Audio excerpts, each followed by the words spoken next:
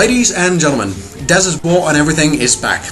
Now, sincerest apologies for the absence of 4 months, but unfortunately my job simply got in the way.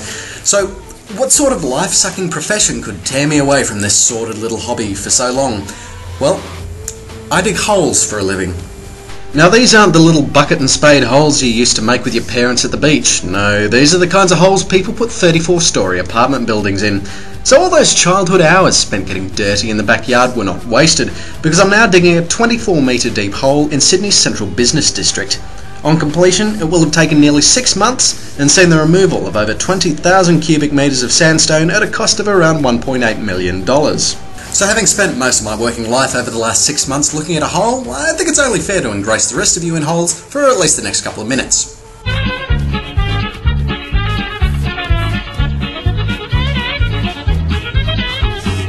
Sorry, I couldn't let that little piece of innuendo escape. Besides, if I didn't put it in, you would have asked me to put it in anyway. And this is just getting weird now, so I'll move right along to the international hole news.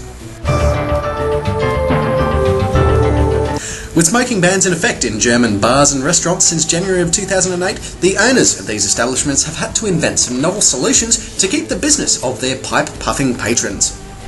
The most creative was that seen at the Maltermeister Term in the town of Goslar, where the owner, himself a smoker, simply cut a few holes in the wall.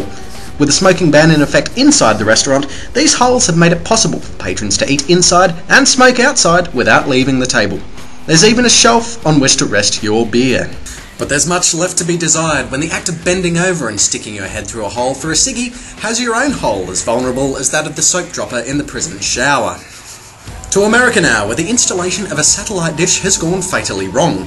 A Missouri man was reportedly having difficulty using conventional means to drill a hole in his wall to run the satellite cable to his television. So he did what any sensible person would do and used a .22 caliber pistol to make the hole instead. Unfortunately, one of the 2 shots fired in this deadly DIY struck his wife in the chest. Frighteningly, KCTV5 News had this to say. That husband was trying to do something that many of us have done in our own home when one wrong move ended his wife's life. Sorry, let's hear that again. Something that many of us have done in our own home. Like that's a normal thing to do? Now suddenly the mental picture I have of a Missouri cable guy looks something like Johnny Rambo. That's it from me, viewers, so go on and live a whole lot of life out there. Take care.